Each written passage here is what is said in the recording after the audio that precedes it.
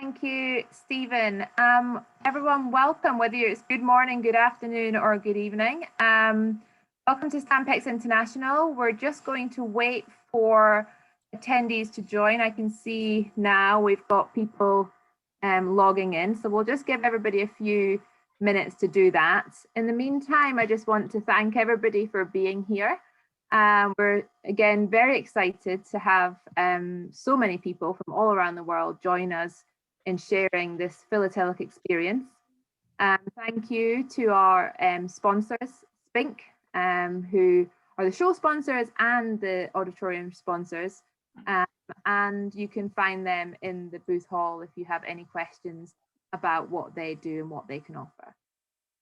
We're joined today by, for this evening's or this afternoon's or this morning's talk, by the American Philatelic Society, who we are delighted to be partnering with once again with the show. We have a number of people joining us. I'm going to let the APS team introduce themselves. They know each other much more than I do, but I'm going to just hand over to their Executive Director, Scott English, to kick us off. So over to you, the American Philatelic Society. Thank you, Suzanne. And I just want to say hello to everyone out there, particularly to our APS members from around the world who were able to join us for this evening. I wasn't supposed to be on the program, but I wanted to join for a couple of different reasons. Number one, just to reflect quickly on what's happened over the past year with the global pandemic. Our headquarters were closed down, but we were able to continue operations of the APS. By the end of the year, we were able to do some pretty remarkable things. We held hundreds of stamp chats connecting members from every corner of the world to each other and with us, and allowed us to be able to share with you the love of philately even when we were on lockdown in a socially distant way. Aside from that, we were able to hold a virtual stamp show in August of last year where 3,000 of you joined us for that event over a week period. And we think it was a great event and we certainly enjoyed it. That's why we're glad to be a part of this one as well. We held a postal history symposium virtually as well in October of last year. On the financial front, two very important things happened. Number one, we were able to, despite a major disruption to our business operations, we were able to close the year with a cash positive. And so we didn't have to go back to our members and ask for an increase in dues. We didn't have to tap into our cash reserves. The other thing remarkable that happened is, for those of you who are APS members, you know, we purchased our headquarters in 2002 and began a serious rehabilitation project that cost $16.2 million to complete. That includes our building our offices, building third-party tenant lease space, as well as a brand new state-of-the-art library, which we opened in 2016. The mortgage, when I became the executive director in 2015, peaked at $5.4 million. That was in December after the completion of the APRL's new library. And in 2016, I promised you that we would pay that debt down in 10 years. For those of you who haven't heard, I'm pleased to report that on Christmas Eve in 2020, 4 years later, we managed to retire that debt. It's in great part to you, the members, and you, the hobby, who've supported us over the years, who've continued to come back to us time and again. But more importantly, it's because of the leadership of our organization, not me. I'm really just a guy who gets to take credit for the hard work of the staff that works around us. Tonight, we have presentations from our directors. This leadership team is second to none. I'm very pleased and very impressed with all that they've accomplished over the last year, considering the incredible circumstances that we've gone through. And I think what they're going to present to you tonight not only is continued good news from the APS, but a positive view forward of where we're going with the American Philatelic Society and how we expect to impact the hobby very much over the next 10 years, I hope. With that, I want to turn it over to Scott Tiffany. He was supposed to be the guy who did all of the introductions. And so I want to, before I go, want to say one more thing. Today, we did make an announcement that our annual summer show, the Great American Stamp Show, which will be held in Chicago in August from the 12th through the 15th, is going ahead. Thankfully, with the restrictions being lessened in the state of Illinois, we believe we're ready to go. And so I want to personally invite each and every one of you, if you're able, to join us in Chicago in August so that we can have a big stamp show and be able to join together for the first time in 2 years. Thank you all very much for joining us tonight. Thank you for all that you do for the hobby. And with that, I'll turn it over to our Director of Information Services and Librarian, Scott Tiffany. Thank you. Thanks, Scott. Hello, everyone. Welcome to this session of the 2021 Stampex International Virtual Exhibition titled Making the Hobby Stronger Together. As Scott mentioned, my name is Scott Tiffany, Librarian and Director of Information Services at the American Philatelic Research Library in Bellefonte, Pennsylvania. In case you're not familiar with us, as Scott mentioned, we are the American Philatelic Society. The American Philatelic Society is a nonprofit educational organization dedicated to preserving and promoting the collection and history of stamps. Since 1886, our members from all over the world have been sharing knowledge, stamps, and a lifetime of friendships together. We work to promote and strengthen stamp collecting for people of all ages through the following programs and services, which we will be discussing further with you today. Those are the Research Library, our live, virtual, and on-demand learning events, buying and selling opportunities at the APS, our Apex Expertizing service, our monthly magazine, the American Philatelist, and as Scott mentioned earlier, our annual stamp show, the Great American Stamp Show. In this session, each of our staff directors are going to highlight these services and explain how each service plays a role in making the hobby stronger together. Following our presentation, we will be here to answer your questions as time allows. With that, as Librarian and Director of Information Services at the APS, I will begin telling you a little bit about the library and its services. So the library was first formed in 1889. The society began in 1886, but the library at that time was really just a collection of material put together by the members. It went through various sort of changes over the years, coming and going at various times. It was eventually incorporated and renamed the American Philatelic Research Library in 1968. We celebrated our 50th anniversary being called the American Philatelic Research Library in 2018. The picture you see here is the new space that we are in. It's a 19,000 square foot, 2-floor facility in an old wooden match factory in Bellefonte, Pennsylvania. We have about 19,000 square feet for the collection, about 1,700 square meters of repository and archives. The collection is truly a worldwide collection. It includes over 32,000 book titles, over 8,000 journal titles, about 9 sales from about 900 auction houses, as well as name sales. It has government documents, a collection of philatelic exhibits, stamp albums, domestic and international show programs, as well as maps, posters, archival, and research collections. We provide library services worldwide. You don't necessarily have to be a member of the society or the library in order to use the facilities of the library. Many of the requests we receive come in remotely, either through email, by phone, or by mail. We can certainly answer any of those requests. We have a number of scanners, so we can scan material and send those off in an email to respond to requests. The services are significantly cheaper if you are a member of the society, so it's always an advantage to be a member of the society. The only service that we don't provide to non-members is borrowing material. You have to be a member in order to borrow material, and you do have to have a North American address in order to borrow material from the library. If you want to contact the library at any time to sort of request a service from us, simple little email, library@stamps.org.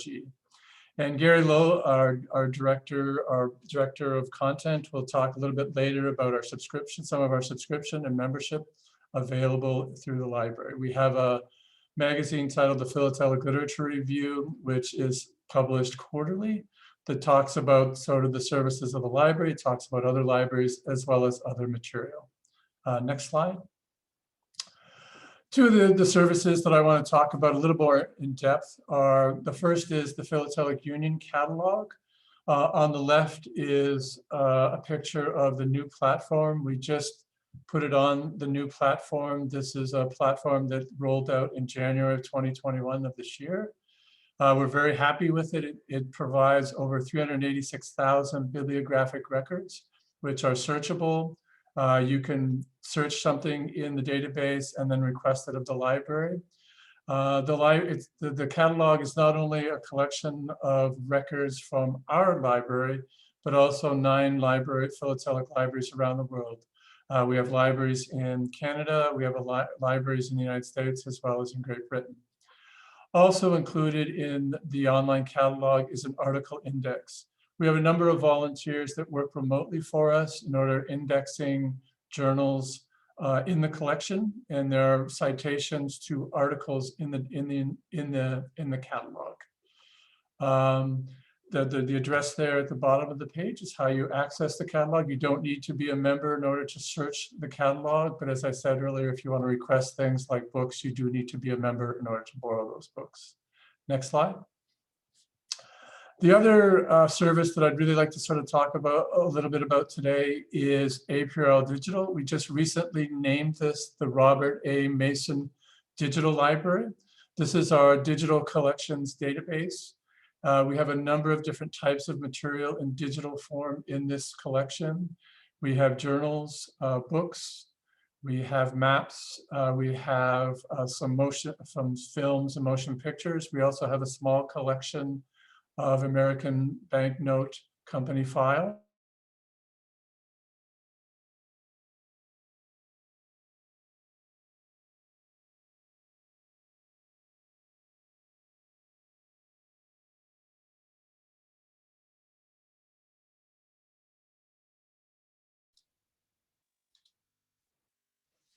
I'm thinking that Scott's screen has frozen.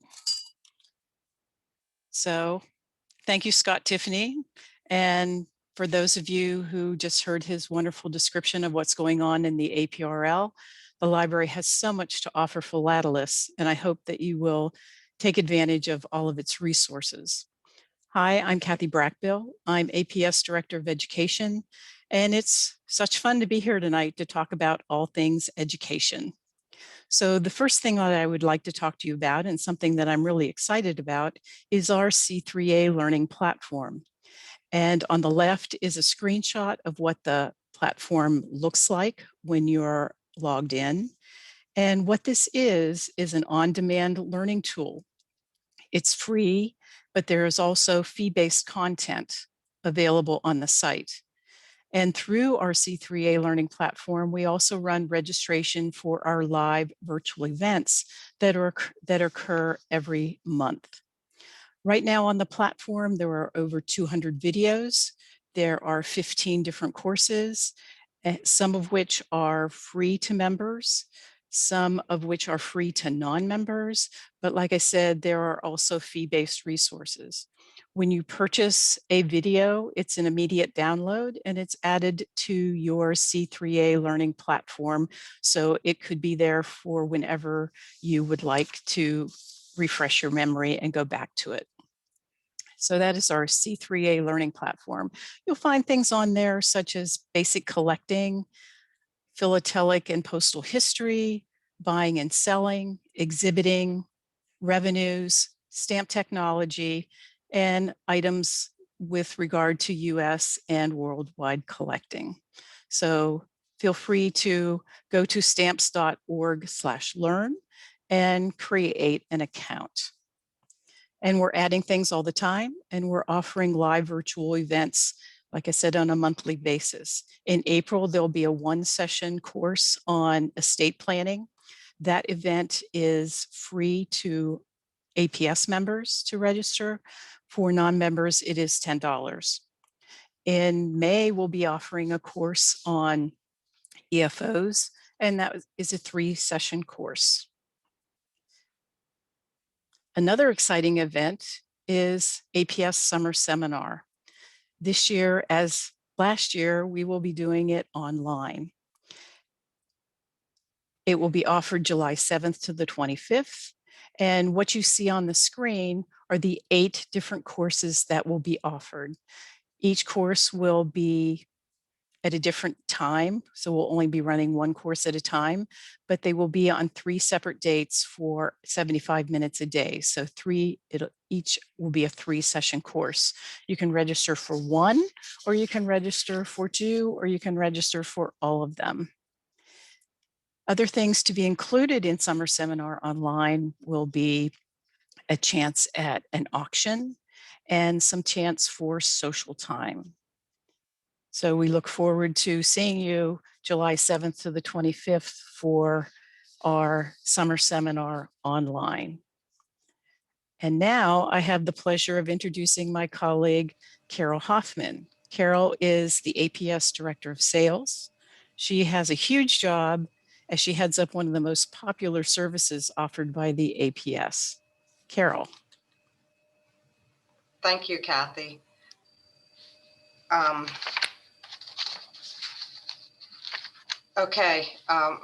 online stamp store is open to members and non-members. We have over 300,000 items for sale.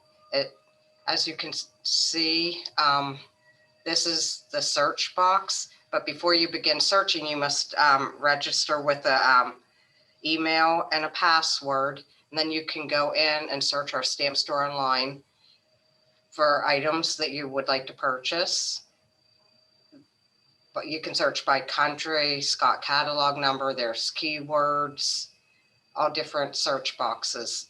Once you add all that information, then you can go to step 2, and you can search by the country, the Scott catalog number range, the newest that we just put up online, the oldest, and prices high to low, or high to low, excuse me. And non-members can purchase from Stamp Store.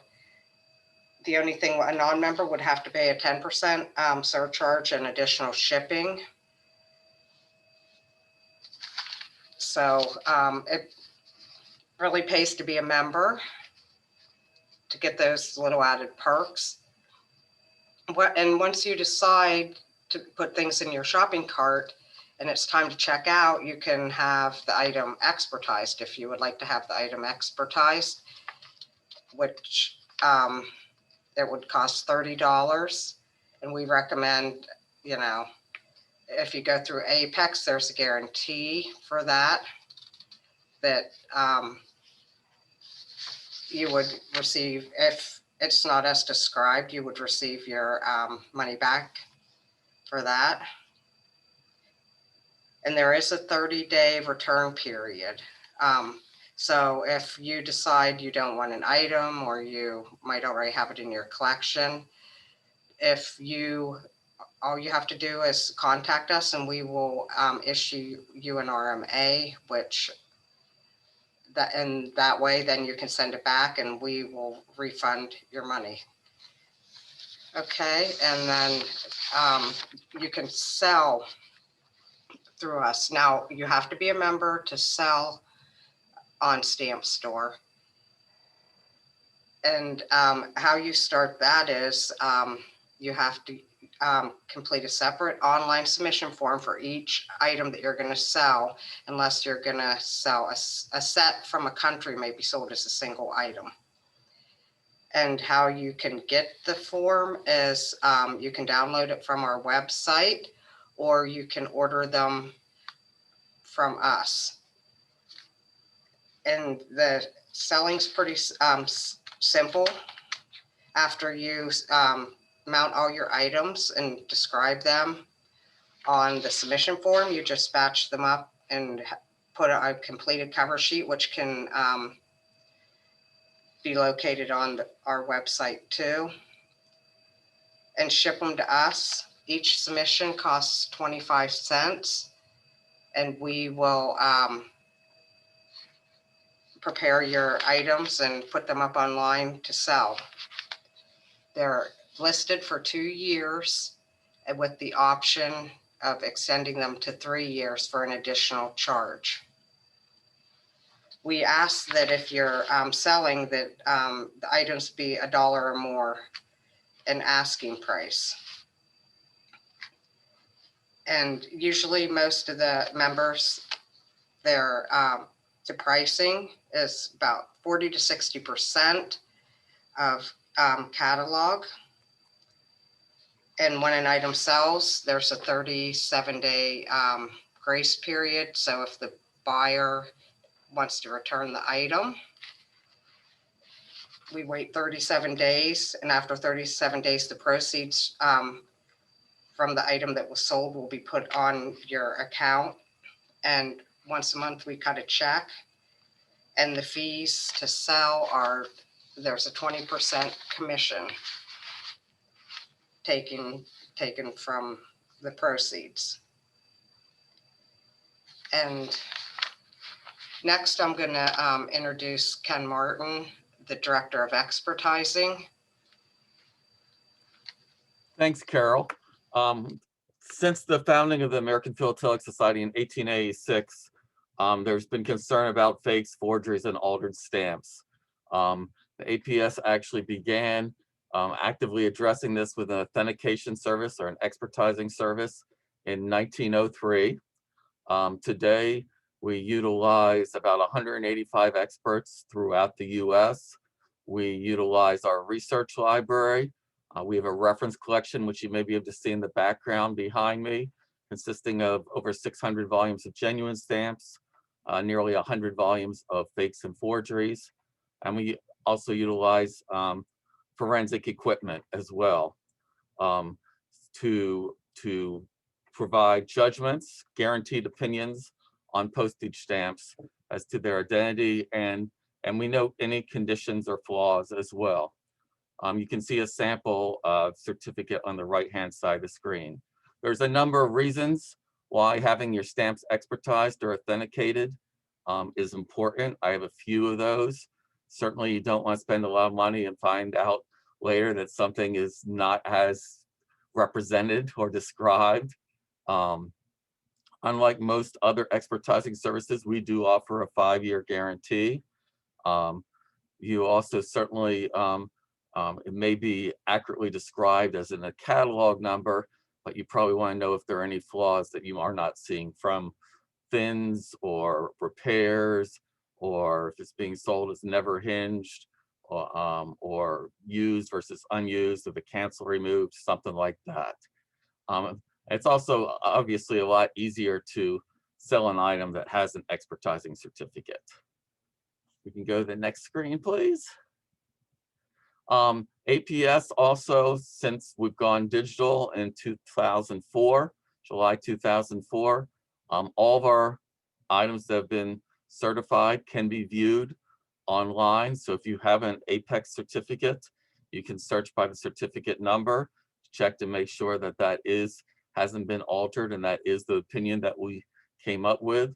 If you want to see, if a stamp is commonly faked, or if you should be concerned about it, you could choose a country and a catalog number or catalog number range to take a look to see, get some sense of how many of the stamps submitted are turn out to be as described, or turn out to be fakes or forgeries or counterfeits. You can obviously search on date range and some keywords as well. So that's a resource that anybody can use anywhere in the world. Most of them are going to be based on Scott catalog numbers, although stamps of Germany may be based on Mickel, or you certainly can have some Great Britain stamps using Stanley Gibbons and so forth. But the majority of the submitters are from the US, and so you're going to see Scott catalog numbers being predominantly used. And the next, thank you.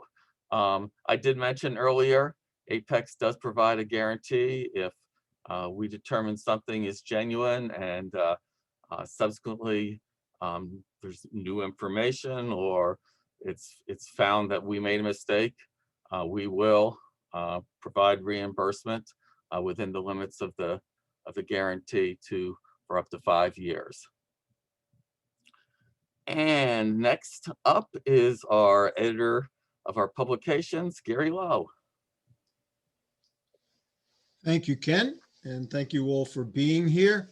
I want to talk a little bit about the American Philatelist, which is our monthly publication. It's the oldest continuously published philatelic journal in the world, having started in 1887.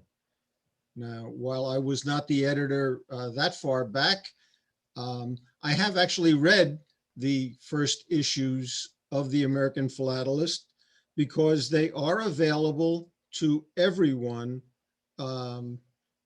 through our digital archive, as Scott Tiffany described it. So it's a wonderful resource, whether you get it in print or you look it up online. We have a monthly circulation, a print circulation of 27,000. That's every month, 100 full color pages with lots of wonderful illustrations, as well as some very thorough content. Readership is closer to 30,000, however, primarily because we also have the digital edition distributed to members that don't want to get a print copy. That is sometimes very attractive to our international members because it is a lower priced membership option. And with the cost of international postage being what it is, a lot of folks nowadays are opting for the digital version. One thing we're especially proud of is that the articles we publish have a really nice combination of different aspects, so that, well, let's say 1/3 of the articles are postal history in nature. And every month we promise to have something that's of interest to each of our members. That's kind of a tall order because, while 100 pages is a lot of pages, our members have such diverse interests that keeping everybody happy is a monthly challenge for me and my staff, but we happily do it. And the feedback that you will provide us with suggests that we're doing a pretty decent job of mixing up the topics and keeping things interesting. Next slide, please. One of the ways we achieve that is by offering material that addresses both beginner, introductory type articles, as well as material for intermediate and advanced collectors. We have information about new issues. When news comes up, we will publish that, although more of the news shows up on the website, as I'll get to in a moment. Of great interest, especially throughout this pandemic, has been interest about stamp shows, the scheduling of those stamp shows, and sadly, up until recently, mostly announcements about cancellations. But now that things are beginning to open up again, we're happy to be seeing and reporting on stamp shows that are still scheduled and confirming they're scheduled. We're pretty careful in who we publish, but that doesn't mean that they're all specialist and advanced collectors. There are a lot of stories, especially my stamp story, which are histories of individual members who don't have to be experts, but they like sharing their stories with us. So yes, you'll get the in-depth specialized material from world famous authors, really, but also your fellow philatelists are out there sharing their information.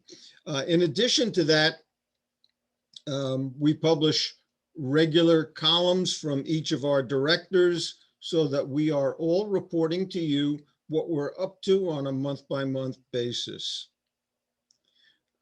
What's really significant is that the content that we've been publishing increasingly is now showing up on the website. So we're synchronizing the release of that information, not just by publishing the APS digitally online, but by providing some supplemental content more specialized information, as well as more current information as news becomes available on the website. Website last month had 77,000 visitors, so it's a pretty actively visited resource, and I encourage all of you to stop by at stamps.org. And first thing you probably want to visit is the newsroom, where the latest and greatest information shows up on a day-by-day basis. So the AP is your print resource, and stamps.org is your digital resource. Next slide. In addition to the American Philatelist, I want to talk just momentarily about the Philatelic Literature Review, the sister publication of the AP. It is the publication of the American Philatelic Research Library. And the first thing you will note about it is that we have a great many book reviews, and in particular, new books noted. We are informed pretty much around the clock of new publications. Either the publishers are telling us or the authors are telling us, and we keep you all informed about all of these books that are being published. For many of them, we include book reviews by independent book reviewers, so that you can be assured that you're getting an objective opinion about the content and the quality and the strengths and the weaknesses of those books that we review. Books are not just in the English language, but from publications around the world. If they are of philatelic interest, we do our best to give you coverage around the world. In addition to book reviews and new books noted, we've got articles and interviews that really focus on philatelic research. If you think about it, the name of the institution is the American Philatelic Research Library. So the middle name is Philatelic Research, and that's increasingly an emphasis in the Philatelic Literature Review. As Scott Tiffany mentioned, we also get news from philatelic libraries that participate in the Philatelic Literature Review. So you will see what's going on around the United States and increasingly internationally as well. If you haven't seen a copy of the Philatelic Literature Review, I really recommend that you take some time, have a look at some of the issues that are available on the website. If you're a philatelist, you're into research. If you're into research, you want to know more about the Philatelic Literature Review. And during the question and answer period, I'll be happy to answer any questions you might have about the American Philatelist or the Philatelic Literature Review. And now let me introduce Wendy Mazzorti, who is our Director of Membership and Shows, and she's got some good news to share with you. Well, Scott stole my thunder on that a little bit. As Gary said, I'm Wendy Mazzorti, the Director of Membership and Shows. Each year, the APS hosts an annual convention known as the Great American Stamp Show. The show is the largest annual philatelic event in the United States. It is held each August in different regions of the country. The show is co-hosted by the American Topical Association and the American First Day Cover Society. It is a 4-day event that provides a great opportunity for collectors to come together to share knowledge, attend meetings and seminars, buy and sell. It's just a great time to spend together with fellow collectors. We have usually in attendance about 4,000 to 5,000 collectors from all over the world. The heart of the show, of course, is the Bourse, made up of 100 to 200 dealers offering to buy and sell stamps. The show also spotlights exhibits. At the show, you can expect to see hundreds of displays of philatelic material, including famous rarities such as the 24-cent inverted Jenny. There are often over hundreds of meetings and seminars offered where you can learn a lot about stamp collecting. You can also network with fellow collectors who belong to the specialty organizations affiliated with the APS and the ATA. In addition to purchasing from the dealers, we also have a cachet makers boards as well as a stamps by the bucket. So there is lots of buying opportunities. We also host a youth area where the family can have lots of fun learning together. There literally is something for everyone at the stamp show. Lots to see, lots to do, lots of stuff to add to your collection. The postal services are there, the United States Postal Service and the UN Postal Service, they're there selling first day ceremonies. You know, it's just a really great time. And as Scott English had mentioned, we are going to go forward with our show in August. It'll be August 12th through the 15th. We are heading out to Chicago. Details are beginning to get shared. We will get information updated on our website. Pretty sure we'll have that all ready by tomorrow. So if you want to check that out, it's noted at the link at the bottom of the screen. It is stamps.org/GASS. So we would love to see everyone at the show. Next slide, please, Kathy. So really, whether you are a new to collecting or you're a seasoned collector, we would love to have you join the APS. We would love to share with you, as you heard here this evening, we have lots of programs, lots of services. We're always improving and growing, and it's just, we'd love everyone to join. So if you're not already a member, we certainly invite you to join our 28,000 collectors. If you join during the show, we have a special coupon savings. You can visit our website, or you can even access us through the booth here at the Stampex, stamps.org/join. Coupon is Stampex21, and you can save $5. You'll also note here that we have the Together We Grow. That is on there. We are running a campaign during 2021. Its focus primarily is that a strong APS is a strong hobby. It's just, we're strength in numbers, and together we can keep the hobby going. So, the more members we have, the stronger we're going to be, the more services and programs we can provide, and just keep the hobby thriving for a long time. At this time, I believe we're going to open up for questions. Thank you very much, everyone. Just absolutely fantastic, all of the activities that continue to go on at the APS. We've had a couple of questions that I know that the panel have already answered because they're quite specific private questions. We have a question here.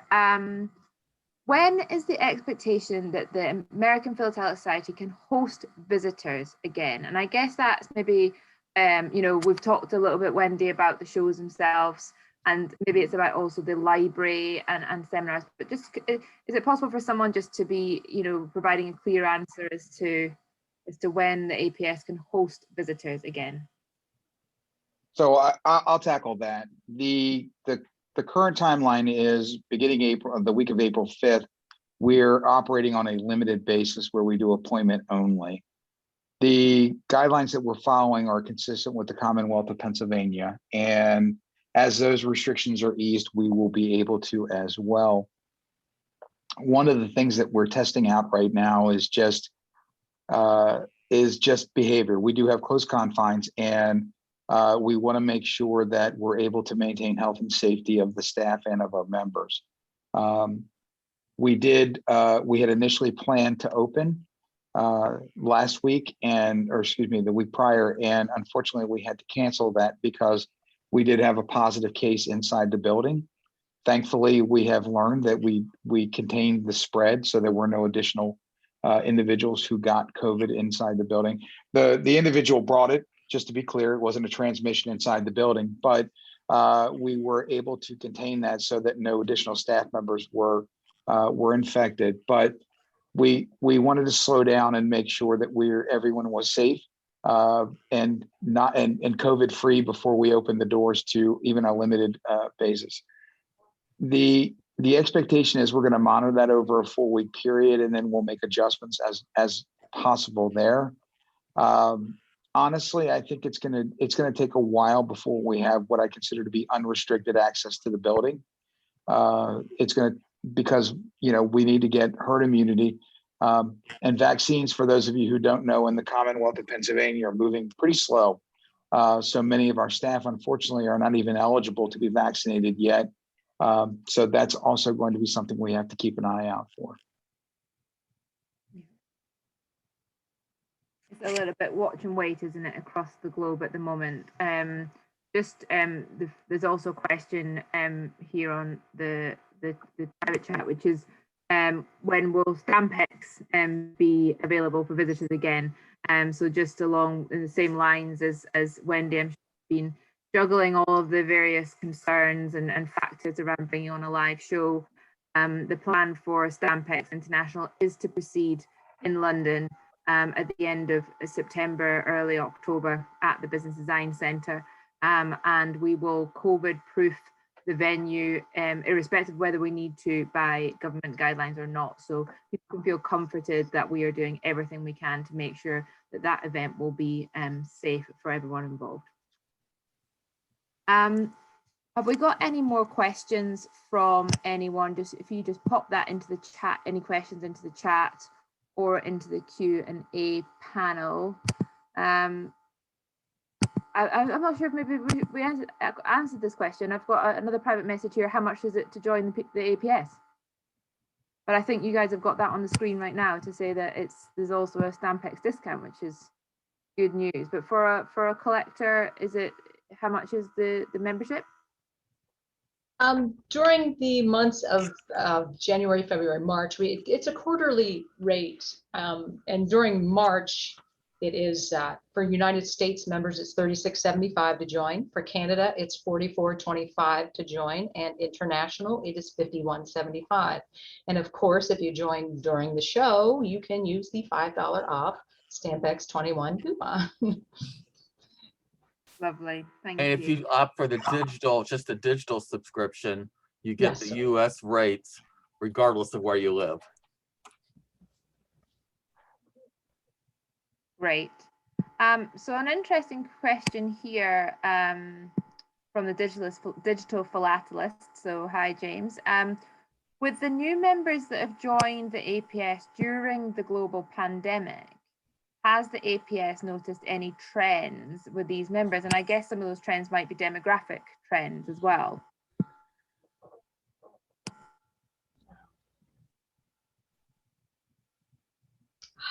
You want to take that one, Scott? You know, the challenge that we've had is that we have an aging membership, and what we have noticed is an increase in both younger members. Our target audience is really, you know, in terms of growth, is really 35 to 50. Not that we don't want anyone to join the APS, but that's the audience that we think there's a big donut hole in our membership. So that's how we've addressed it. There's a substantial uptick in online applications versus paper applications for obvious reasons. And then we are starting to see an increase in female membership. Roughly about 10% of our membership when I started was female. And so we are seeing some upticks in that. We have a lot of work to do on that, but we are making substantial progress. I can tell you that so far in the first quarter of this year, our membership new applications are well ahead of where they were this time last year. And as I've reported to the membership several times, that was really the second best year we've had probably in the 21st century. So we continue to see strong numbers and move ahead. And so my hope is this year we will continue to build a more diverse membership in demographics and in gender and many other ways, and collecting interest as well. I can speak to that a little bit too.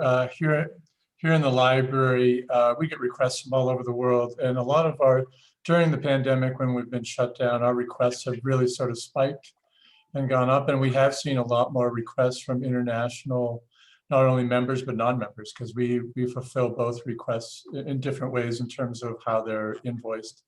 But we have seen a spike in that.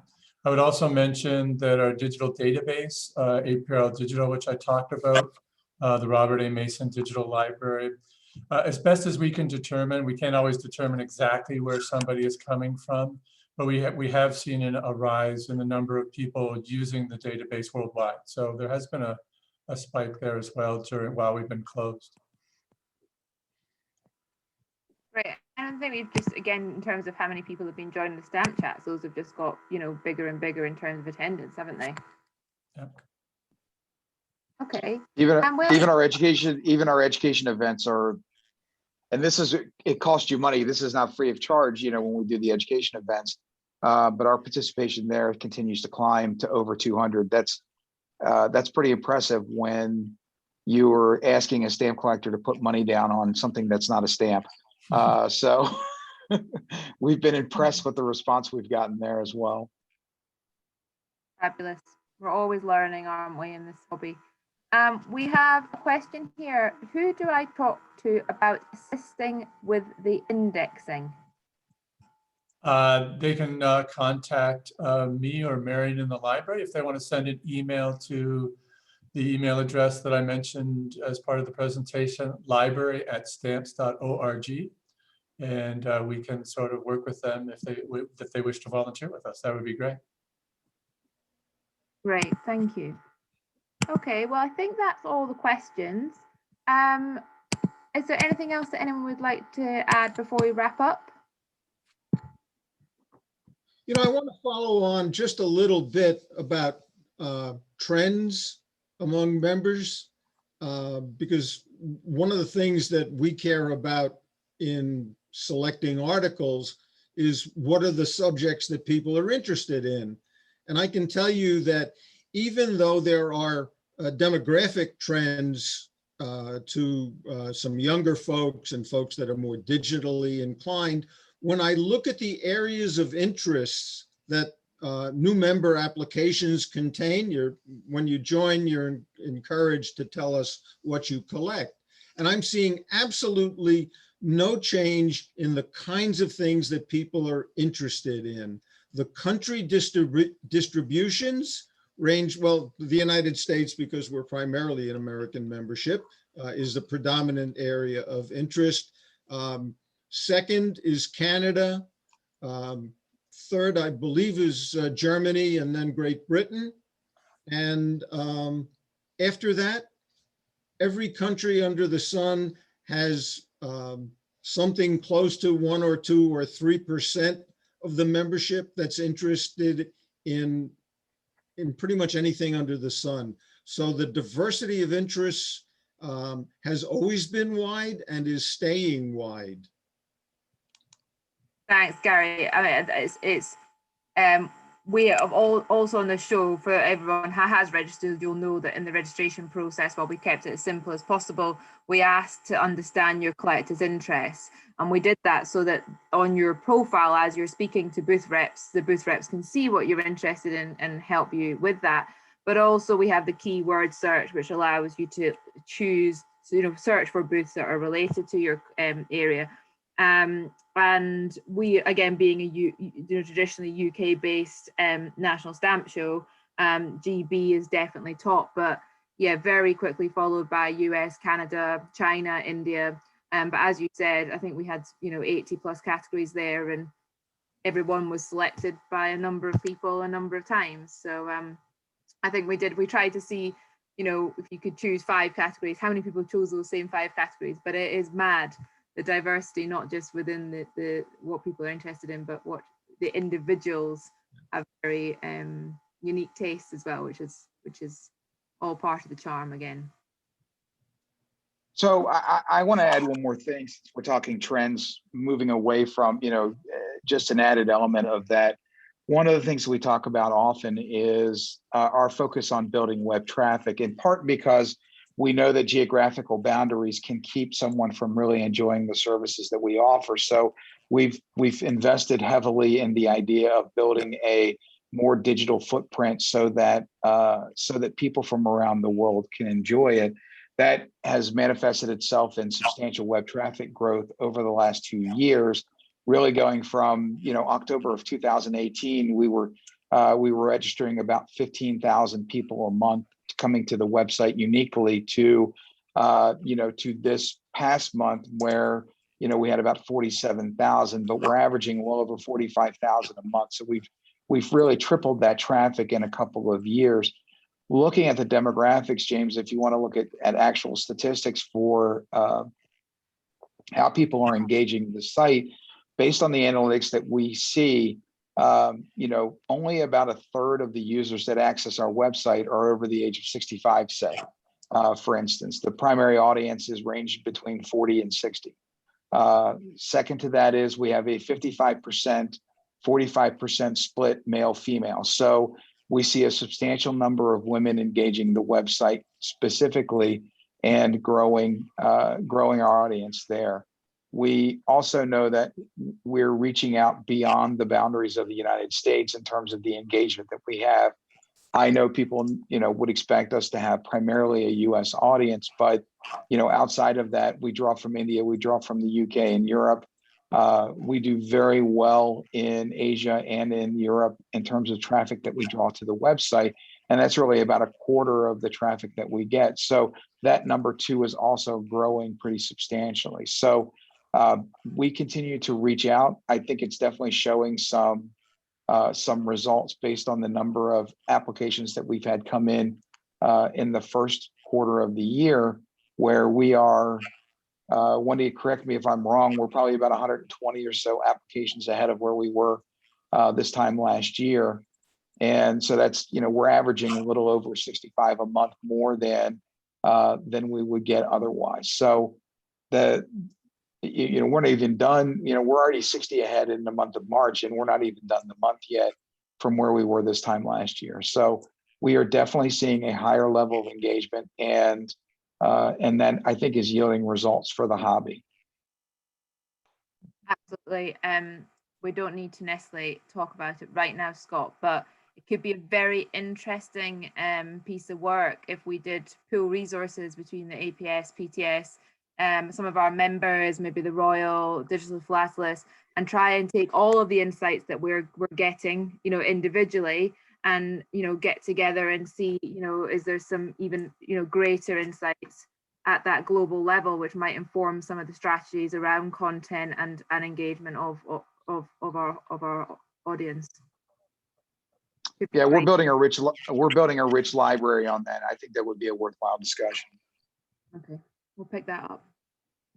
Okay, I think we are okay with questions. Anything else from the APS? One last time, I'll make a pitch for membership. Please stop by the booth. Please engage our staff, and please join the APS if you're not already a member. Fabulous. Thank you, Scott. Obviously we'll close this chat down, but yes, the APS have a booth. Go and see them live 24 hours a day, as we are. And I just want to thank all of you for being here today, and for all of the support the APS has provided Stampex as our show partners. For any of you who are still enjoying this talk and who are enjoying the show, the show is free to attend, but if you would like to pledge your support to help us continue to build the show into a bigger and better format to meet all collective needs, you can make a contribution at stampexinternational.com. We'd be very grateful for that. So signing off at nearly 11 p.m. UK time, 7 p.m. Philadelphia time. Thank you very much, APS, and we'll see you back in the main show. Good night. Good night. Bye. Thank Good you. night.